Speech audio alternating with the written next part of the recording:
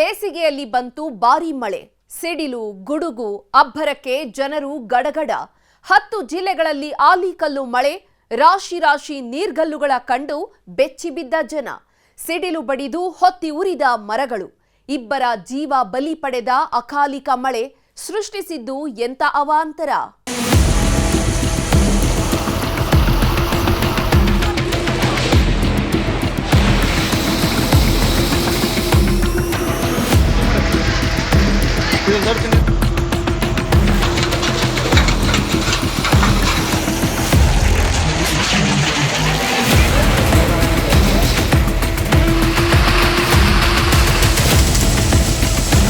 ಅಕಾಲಿಕ ಮಳೆ ಅಂದ್ರೇನೆ ಅದು ಒಂದು ರೀತಿಯ ಅವಾಂತರ.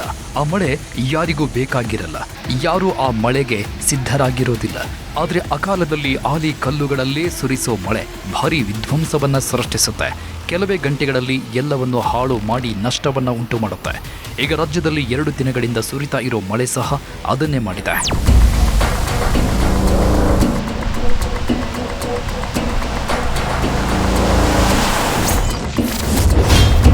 ರಾಜ್ಯಾದ್ಯಂತ ಅಕಾಲಿಕ ಮಳೆ ಅಬ್ಬರ.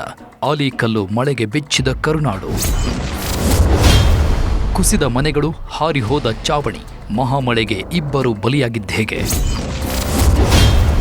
ಸಿಡಿಲು ಬಡಿದು ಹೊತ್ತಿ ಉರಿದ ಮರಗಳು. 15 ಜಿಲ್ಲೆಗಳಿಗೆ ಹೇಗಿತ್ತು ಮಳೆಯ ಅಬ್ಬರ? ಬೇಸಿಗೆ ಶುರುವಾಗಿ ಇನ್ನೂ ಕೆಲವೇ ದಿನಗಳು ಕಳೆದಿವೆ. ರಣರಣ ಬಿಸಿಲಿಗೆ ರೆಡಿಯಾಗಬೇಕು, ಮುನ್ನೆಚ್ಚರಿಕೆ ಕ್ರಮಗಳನ್ನು ಕೈಗೊಳ್ಳಬೇಕು, ಬಿಸಿಲ ಬೇಗೆಯಿಂದ ಬೆಳೆಗಳನ್ನು ಕಾಪಾಡಿಕೊಳ್ಳಬೇಕು ಅಂತ ರೈತರು ಜನರು ಸಿದ್ಧವಾಗ್ತಾ ಇರೋ ಹೊತ್ತಲ್ಲೇ ಯಾರೂ ಊಹಿಸದ ರೀತಿಯಲ್ಲಿ ವರುಣ ಅಬ್ಬರಿಸಿದ್ದಾನೆ. ಬಿರು ಬೇಸಿಗೆಯಲ್ಲಿ ಆಲಿಕಲ್ಲು ಸಹಿತ ಮಹಾಮಳೆ ಸುರಿದಿದ್ದು ಎಲ್ಲವೂ ಅಲ್ಲೋಲ ಕಲ್ಲೋಲಾಗಿದೆ. 2 ದಿನಗಳ ಮಳೆ 10 ಹಲವು ಅವಾಂತರಗಳನ್ನು ಸೃಷ್ಟಿಸಿದೆ.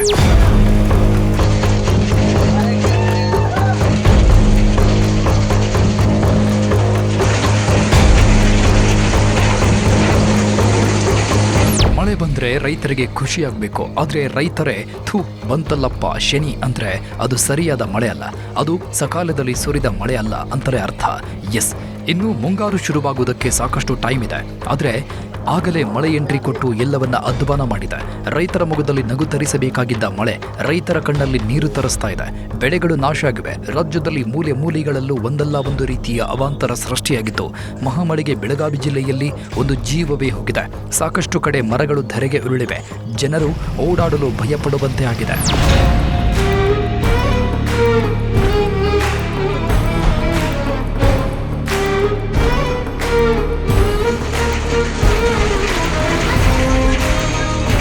ಪ್ರತಿ ವರ್ಷ ಮೇ ತಿಂಗಳಲ್ಲಿ 3-4 ಬಾರಿ ಮಳೆ ಆದರೆ ಅದೇ ಹೆಚ್ಚು ಎನ್ನುವಂತಾಗಿತ್ತು. ಆದರೆ ಈಗ ಮಾರ್ಚ್ ತಿಂಗಳಲ್ಲೇ ಭಯಾನಕ ಮಳೆಯಾಗಿದೆ. 3 ತಿಂಗಳು ಸುರಿಯುವಷ್ಟು ಮಳೆ ಒಂದೇ ತಿಂಗಳಲ್ಲಿ ಸುರಿದಿದೆ. ಮಲೆನಾಡು, ಕರಾವಳಿ ಭಾಗದಲ್ಲಿ ಮಾತ್ರ ಅಲ್ಲದೆ ರಾಜ್ಯದಲ್ಲಿ ಎಲ್ಲ ಜಿಲ್ಲೆಗಳಲ್ಲೂ ಮಳೆ ಸುರಿತಾ ಇದ್ದು ಎಲ್ಲ ಕಡೆಯೂ ಅವಾಂತರ ಸೃಷ್ಟಿಯಾಗಿದೆ. ಬೆಂಗಳೂರಲ್ಲಿ ಮಳೆ ಆಗ್ತಾ ಇದ್ದು ಜನರು, ವಾಹನ ಸವಾರರು ಪರದಾಡುವಂತೆ ಆಗಿದೆ.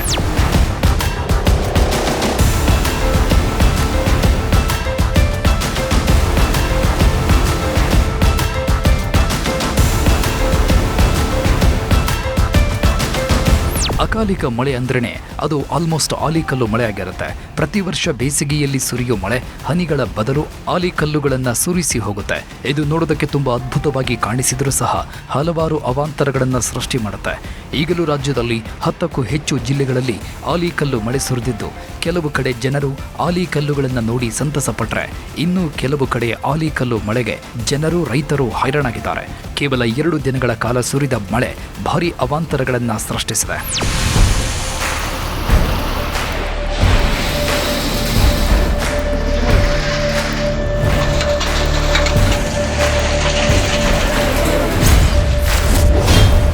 ಬೆಳಗಾವಿಯಲ್ಲಿ ಮಳೆಗೆ ಮಹಿಳೆ ಬಲಿ. ಬೆಳಗಾವಿಯಲ್ಲಿ ಮಂಗಳವಾರ ಸಂಜೆ ಇದಕ್ಕಿದ್ದಂತೆ ಭಾರೀ ಮಳೆ ಶುರುವಾಗಿತ್ತು. ಬಿರುಗಾಳಿ ಸಹಿತ ಸುರಿದ ಮಳೆ ಕೆಲವೇ ಗಂಟೆಗಳಲ್ಲಿ ಭಾರೀ ಅನಾಹುತಗಳನ್ನು ಸೃಷ್ಟಿ ಮಾಡಿತ್ತು. ಬೆಳಗಾವಿ ತಾಲೂಕಿನ ಹೊಸೂರು ಗ್ರಾಮದಲ್ಲಿ ಮನೆಯ ಗೋಡೆ ಕುಸಿದು ಒಬ್ಬ ಮಹಿಳೆ ಪ್ರಾಣ ಕಳೆದುಕೊಂಡಿದ್ದಾಳೆ. ಹೊಟ್ಟೆಪಾಡಿಗಾಗಿ ಕೋಳಿ ವ್ಯಾಪಾರ ಮಾಡ್ತಾ ಇದ್ದ ದಂಪತಿ ಮಳೆಯ ಮುನ್ಸೂಚನೆ ಇಲ್ಲದೆ ಗಾಡಿಯಲ್ಲಿ ಕೋಳಿಗಳನ್ನು ಮಾರಾಟ ಮಾಡಲು ಹೋಗಿದ್ರು. ಈ ವೇಳೆ ಭಾರೀ ಮಳೆ ಶುರುವಾಗಿದೆ. ಮಳೆ ಹೆಚ್ಚಾದ ಹಿನ್ನೆಲೆ ಆ ದಂಪತಿ ಗಾಡಿಯನ್ನು ಸೈಡಿಗೆ ಹಾಕಿ ಒಂದು ಪಾಳು ಮನೆಯ ಬಳಿ ನಿಂತಿದ್ದಾರೆ. ಈ ವೇಳೆ ಏಕಾಏಕಿ ಗೋಡೆ ಕುಸಿದು ಬಿದ್ದಿದ್ದು ಪರ್ವಿನ್ ಎಂಬ ಮಹಿಳೆ ಸ್ಥಳದಲ್ಲೇ ಸಾವನ್ನಪ್ಪಿದ್ರೆ ಪತಿ ಶರೀಫ್ ಜಸ್ಟ್ ಮಿಸ್ ಆಗಿದ್ದಾರೆ.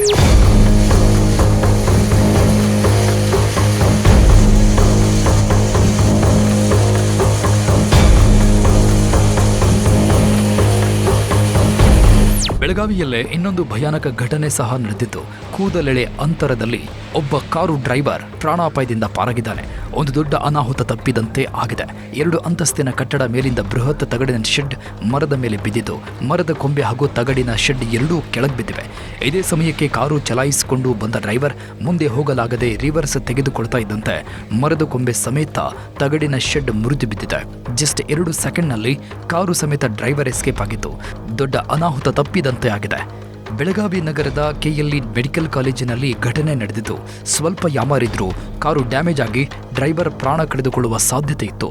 ಆದರೆ ಕೆಲವೇ ಸೆಕೆಂಡ್ಗಳಲ್ಲಿ ಕಾರನ್ನು ಹಿಂದಕ್ಕೆ ತೆಗೆದಿದ್ದರಿಂದ ಡ್ರೈವರ್ ಪ್ರಾಣಾಪಾಯದಿಂದ ಪಾರಾಗಿದ್ದಾನೆ.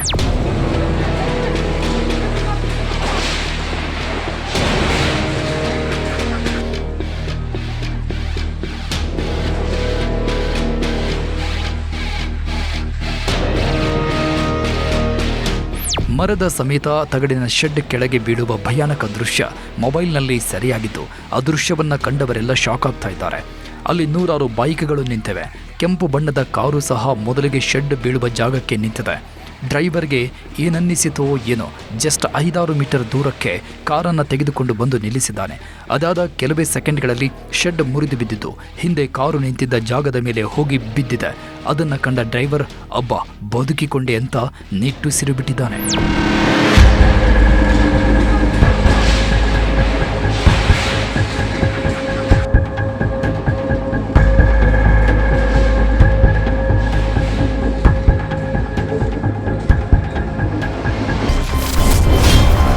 ಸಿಡಿಲು ಬಡಿದು ಮರಗಳು ಧಗಧಗ, ತೆಂಗಿನ ಮರಗಳು ಭಸ್ಮ, ಬಿಚ್ಚಿ ಬಿದ್ದ ಜನರು. ರಾಜ್ಯದಲ್ಲಿ ಸುರಿದ ಅಕಾಲಿಕ ಮಳೆಯಲ್ಲಿ ಆಲಿ ಕಲ್ಲುಗಳು ಮಾತ್ರ ಬಿದ್ದಿರೋದಲ್ಲ, ಅಬ್ಬರಿಸಿದ ಗುಡುಗು ಸಿಡಿಲಿಗೆ ಜನರು ಬೆಚ್ಚಿ ಬಿದ್ದಿದ್ದಾರೆ. ಕೆಲವು ಕಡೆ ಸಿಡಿಲು ಬಡಿದು ಜನರು ಸಾವನ್ನಪ್ಪಿದ್ರೆ, ಇನ್ನು ಕೆಲವು ಕಡೆ ಸಿಡಿಲು ಬಡಿದು ತೆಂಗಿನ ಮರಗಳು ಹೊತ್ತಿಕೊಂಡು ಉರಿದಿವೆ. ತೆಂಗಿನ ಮರಗಳಲ್ಲಿ ಇದ್ದಕ್ಕಿದ್ದಂತೆ ಬೆಂಕಿ ಕಾಣಿಸಿಕೊಂಡಿದ್ದನ್ನು ನೋಡಿ ಜನರು ಬೆಚ್ಚಿ ಬಿದ್ದಿದ್ದಾರೆ.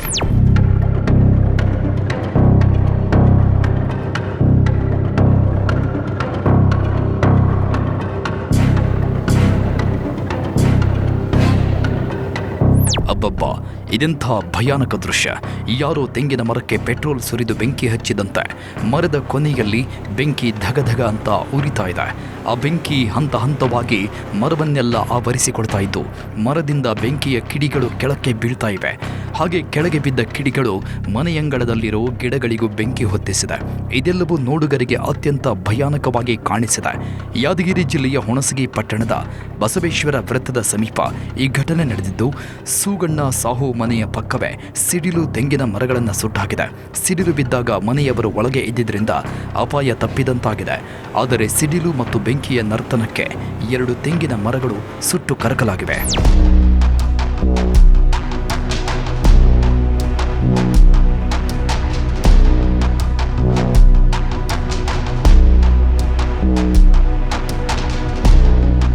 ಚಿಕ್ಕಬಳ್ಳಾಪುರದ ಶಿಡ್ಲಘಟ್ಟದಲ್ಲೂ ಮಂಗಳವಾರ ಸುರಿದ ಮಳೆಗೆ ಸಿಡಿಲು ಬಡಿದಿದೆ.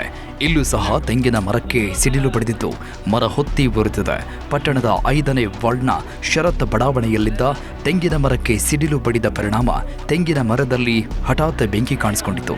ಇದನ್ನು ನೋಡಿ ಬೆಚ್ಚಿ ಬಿದ್ದಿದ್ದ ಜನ ಅಗ್ನಿಶಾಮಕ ದಳ ಸಿಬ್ಬಂದಿಗೆ ಕರೆ ಮಾಡಿದ್ರು. ಸ್ಥಳಕ್ಕೆ ಬಂದ ಅಗ್ನಿಶಾಮಕ ಸಿಬ್ಬಂದಿ ಬೆಂಕಿ ನಂದಿಸುವಲ್ಲಿ ಯಶಸ್ವಿಯಾಗಿದ್ದಾರೆ.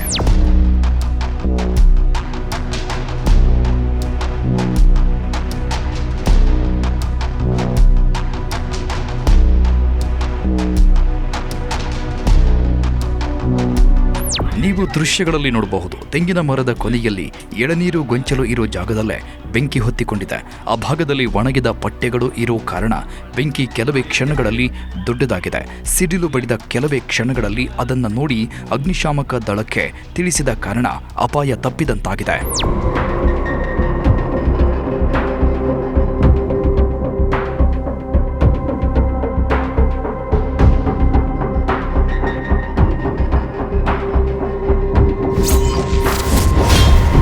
ರಾಶಿ ರಾಶಿ ಆಲಿ ಕಲ್ಲುಗಳು ಪಾತ್ರೆಗೆ ತುಂಬಿ ಖುಷಿಪಟ್ಟ ಜನರು. ರಾಜ್ಯದಲ್ಲಿ ಈಗ ಎಲ್ಲೆಲ್ಲೂ ಆಲಿಕಲ್ಲು ಮಳೆಯೇ ಸುರಿತಾ ಇದೆ. ರಸ್ತೆಯ ತುಂಬೆಲ್ಲ ರಾಶಿ ರಾಶಿ ಆಲಿಕಲ್ಲುಗಳು ಬಿದ್ದಿದ್ದು ಜನರು ಅಷ್ಟೊಂದು ಆಲಿಕಲ್ಲುಗಳನ್ನು ನೋಡಿ ಖುಷಿ ಪಡ್ತಾ ಇದ್ದಾರೆ. ಗದಗದ ಮಲ್ಲಾಪುರ ಗ್ರಾಮದಲ್ಲೂ ಭಾರೀ ಪ್ರಮಾಣದಲ್ಲಿ ಆಲಿಕಲ್ಲು ಮಳೆ ಬಿದ್ದಿದ್ದು ಆಲಿಕಲ್ಲು ಮಳೆ ನೋಡಿ ಗ್ರಾಮಸ್ಥರು ಅಚ್ಚರಿಗೊಂಡಿದ್ದಾರೆ. ಆಲಿಕಲ್ಲು ಮಳೆಯ ದೃಶ್ಯ ಮೊಬೈಲ್ನಲ್ಲಿ ಸೆರೆಯಾಗಿದ್ದು ದೊಡ್ಡ ಮಟ್ಟದ ಹಿಮಪಾತವಾದ ರೀತಿ ಆಲಿಕಲ್ಲುಗಳ ರಾಶಿ ಕಾಣಿಸಿದೆ. ರಸ್ತೆ ಮನೆ ಮುಂದೆ ರಾಶಿ ರಾಶಿ ಆಲಿಕಲ್ಲು ಬಿದ್ದಿದ್ದು ಜನರು ಅದನ್ನು ಪಾತ್ರೆಗಳಲ್ಲಿ ತುಂಬಿಕೊಂಡು ಖುಷಿ ಪಡ್ತಾ ಇದ್ದಾರೆ.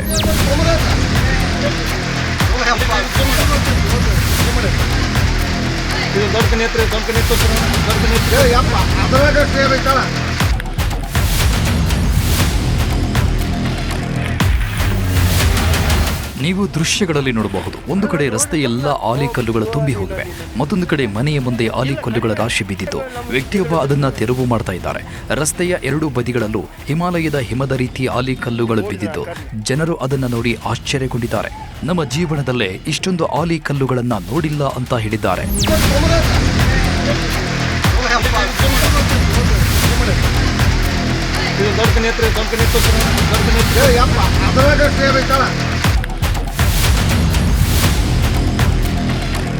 ಗದಗದಲ್ಲಿ 1.5 ಗಂಟೆ ಕಾಲ ಮಳೆ ಸುರಿದಿದ್ದು ಅಷ್ಟು ಹೊತ್ತು ಆಲಿಕಲ್ಲು ಮಳೆಯಾಗಿದೆ. ಬೆಂಗಳೂರು ದಕ್ಷಿಣ ಜಿಲ್ಲೆಯ ಬಿಡದಿಯಲ್ಲೂ ಆಲಿಕಲ್ಲು ಸಹಿತ ಮಳೆಯಾಗಿದೆ. ವಿಜಯನಗರ ಜಿಲ್ಲೆಯ ಹೊಸಪೇಟೆಯಲ್ಲೂ ಧಾರಾಕಾರ ಮಳೆಯಾಗಿದೆ.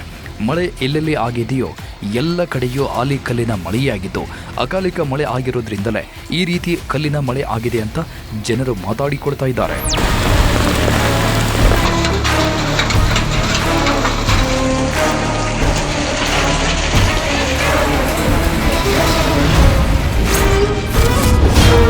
ಕಾಶ್ಮೀರದಂತಾದ ಹುಬ್ಬಳ್ಳಿ, ಆಲಿಕಲ್ಲು ನೋಡಲು ಜನಜಂಗುಳಿ.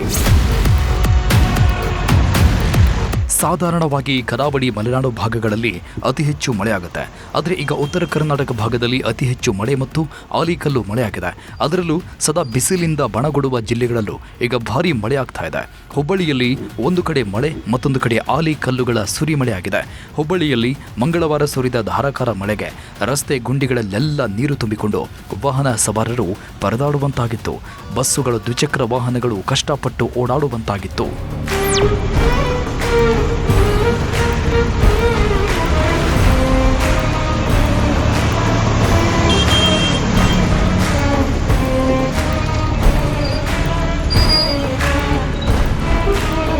ಹುಬ್ಬಳ್ಳಿಯಲ್ಲಿ ಮಳೆಯ ಎಫೆಕ್ಟ್ ಶಾಪಿಂಗ್ ಮಾಲ್ಗೂ ತಟ್ಟಿದ್ದು ಅತಿಯಾದ ಮಳೆಯಾದ ಕಾರಣ ಹುಬ್ಬಳ್ಳಿಯ ಮಾಲೊಂದರಲ್ಲಿ ಮೇಲ್ಛಾವಣಿ ಕುಸಿತಾಗಿದೆ.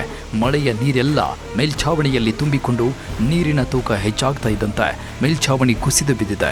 ನೀವು ದೃಶ್ಯಗಳಲ್ಲಿ ನೋಡಬಹುದು, ಇದ್ದಕ್ಕಿದ್ದಂತೆ ಛಾವಣಿ ಕಿತ್ತು ಬಂದಿದ್ದು ಅದರಿಂದ ಮಳೆ ನೀರು ಸಹ ಆಚೆ ಬಂದಿದೆ. ಅದು ಶಾಪಿಂಗ್ ಮಾಲ್ ದ್ವಾರದ ಬಳಿಯೇ ಬಿದ್ದಿದ್ದು ಆ ಸಮಯದಲ್ಲಿ ಯಾರೂ ಇಲ್ಲದ ಕಾರಣ ಅಪಾಯ ತಪ್ಪಿದೆ.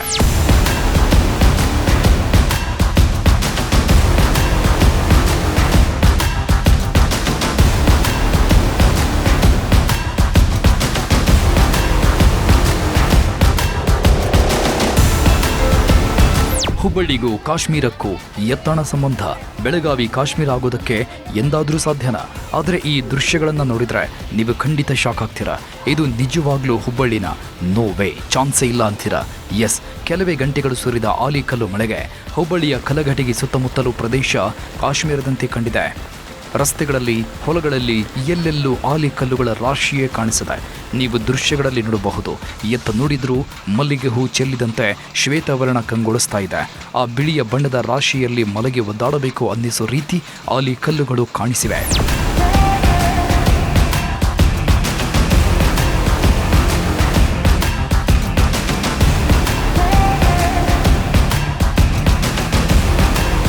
ಕಲಘಟಗಿಯಲ್ಲಿ ಎಲ್ಲ ಕಡೆಯೂ ರಾಶಿ ರಾಶಿ ಆಲಿಕಲ್ಲುಗಳು ಕಂಡು ಬಂದಿದ್ದು ಆ ದೃಶ್ಯಗಳನ್ನು ಕಂಡು ಜನರು ದಂಗಾಗಿದ್ದಾರೆ.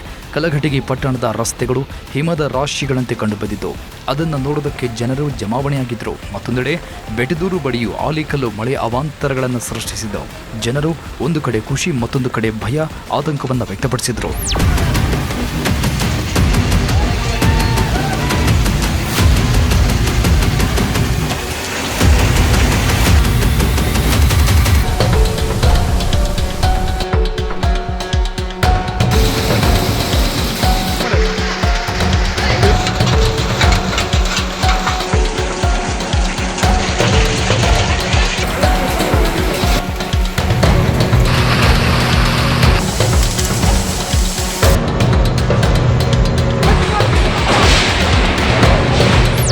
ಬೇಸಿಗೆ ಶುರುವಾದ ಕೆಲವೇ ದಿನಗಳಲ್ಲಿ ಮಳೆ ಬಂದಿದೆ. ಕಾದಿದ್ದ ಭೂಮಿಗೆ ಮಳೆಯ ಸಿಂಚನ ಆದ ಬಗ್ಗೆ ಎಲ್ಲರಿಗೂ ಸಂತಸ ಇದೆ. ಆದರೆ ಅಕಾಲಿಕ ಮಳೆ ಹಾನಿಯನ್ನೇ ಉಂಟು ಮಾಡುತ್ತೆ. ಈಗಲೂ ಮಳೆ ಆದ ಎಲ್ಲ ಜಿಲ್ಲೆಗಳಲ್ಲೂ ಬೆಳೆ ಹಾನಿಯಾಗಿದ್ದು, ಯಾಕಾದ್ರೂ ಮಳೆ ಬಂತಪ್ಪ ಅಂತ ಜನರು ಯೋಚನೆ ಮಾಡ್ತಾ ಇದ್ದಾರೆ.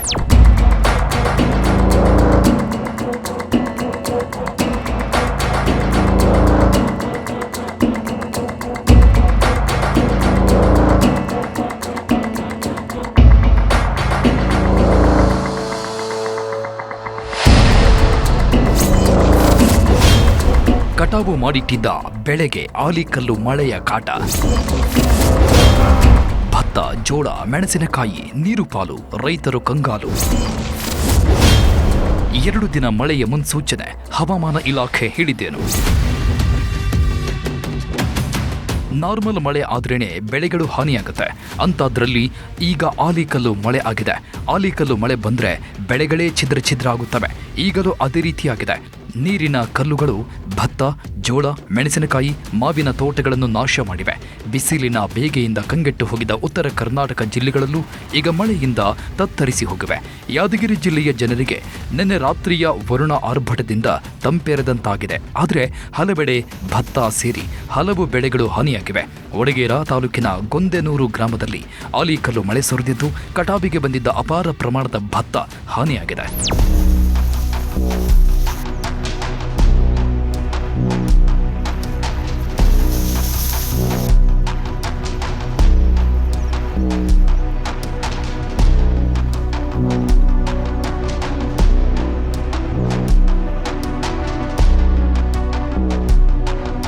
ಭಾರೀ ಗಾಳಿ, ಸಿಡಿಲಿನ ಜೊತೆ ಆರ್ಭಟಿಸಿದ ಮಳೆರಾಯನ ಅವಾಂತರಕ್ಕೆ ಯಾದಗಿರಿ ಜಿಲ್ಲೆಯ ಹಲವೆಡೆ ವಿದ್ಯುತ್ ಸಂಪರ್ಕ ಕಡಿತಗೊಂಡು ಜನಜೀವನ ಅಸ್ತವ್ಯಸ್ತಗೊಂಡರೆ, ಹಲವು ಕಡೆಗಳಲ್ಲಿ ಭತ್ತ, ಜೋಳ ಕಟಾವು ಮಾಡಿ ಇಟ್ಟಿದ್ದ ಮೆಣಸಿನಕಾಯಿ ಹಾನಿಯಾಗಿದ್ದು, ರೈತರು ಹೈರಾಣಾಗುವಂತ ಮಾಡಿದೆ. ನೀವು ದೃಶ್ಯಗಳಲ್ಲಿ ನೋಡಬಹುದು.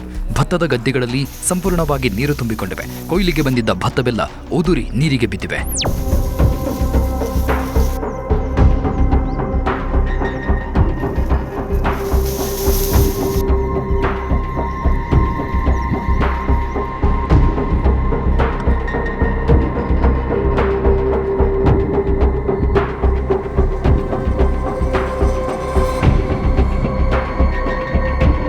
ಚಾಮರಾಜನಗರ ಗ್ರಾಮಾಂತರ ಪ್ರದೇಶದಲ್ಲಿ ಹೆಚ್ಚಿನ ಆಲಿಕಲ್ಲು ಮಳೆಯಾಗಿದೆ. ಇದರಿಂದ ಅಪಾರ ಬೆಳೆಯ ನಷ್ಟ ಆಗಿದೆ.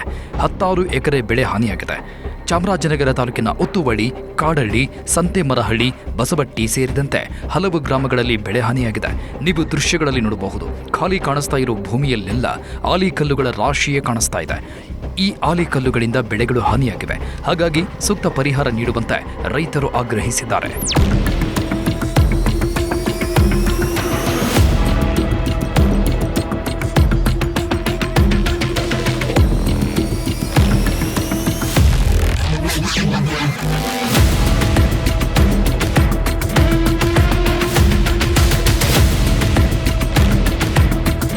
ವಿಜಯಪುರ ಜಿಲ್ಲೆ ಮುದ್ದೇಬಿಹಾಳ ಪಟ್ಟಣ ಹಾಗೂ ಸುತ್ತಮುತ್ತಲ ಆಲಿಕಲ್ಲು ಮಳೆ ಆಗಿದೆ.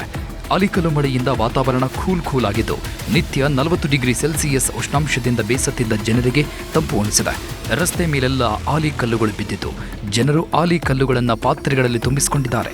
ಆದರೆ ಇದೇ ಆಲಿಕಲ್ಲುಗಳಿಂದ ತೋಟಗಾರಿಕಾ ಬೆಳೆಗಳಿಗೆ ಹಾನಿಯುಂಟಾಗಿದೆ. ದ್ರಾಕ್ಷಿ, ದಾಳಿಂಬೆ ಬೆಳೆಗೆ ಹಾನಿಯಾಗಿದೆ. ಅಕಾಲಿಕ ಮಳೆಗೆ ಬೆಳೆಗಾರರು ನಷ್ಟ ಅನುಭವಿಸಿದ್ದಾರೆ.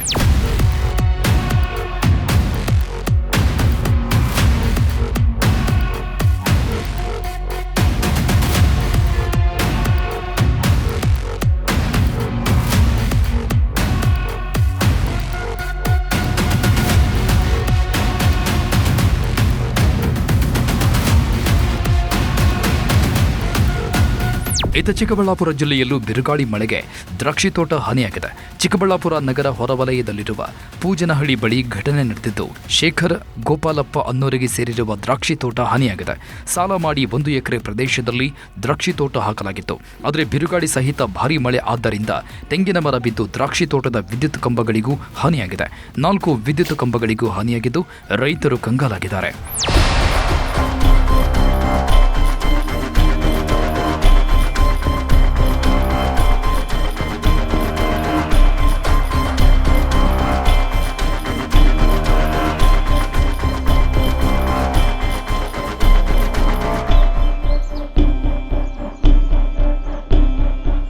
ಈಗ ಸುರಿದಿರುವುದು ಅಕಾಲಿಕ ಮಳೆ ಒಂದೆರಡು ದಿನ ಆಗುತ್ತೆ, ಆದರೆ ಈ ಬಾರಿ ಮಾತ್ರ ಇನ್ನೂ 2 ದಿನಗಳ ಕಾಲ ಮಳೆ ಇರಲಿದೆ ಅನ್ನೋ ಮುನ್ಸೂಚನೆ ಸಿಕ್ಕಿದೆ. ಬೀದರ್, ಕಲಬುರಗಿ, ಯಾದಗಿರಿ, ರಾಯಚೂರು, ಬೆಳಗಾವಿ, ಧಾರವಾಡ, ದಾವಣಗೆರೆ, ಶಿವಮೊಗ್ಗ, ಉಡುಪಿ, ದಕ್ಷಿಣ ಕನ್ನಡ, ಚಿಕ್ಕಮಗಳೂರು, ಹಾಸನ, ಕೊಡಗು, ಮೈಸೂರು, ಬೆಂಗಳೂರು ಗ್ರಾಮಾಂತರ ಜಿಲ್ಲೆಗಳಲ್ಲಿ ಇನ್ನೂ 2 ದಿನಗಳ ಕಾಲ ಗುಡುಗು ಸಹಿತ ಮಳೆಯಾಗಲಿದೆಯಂತೆ.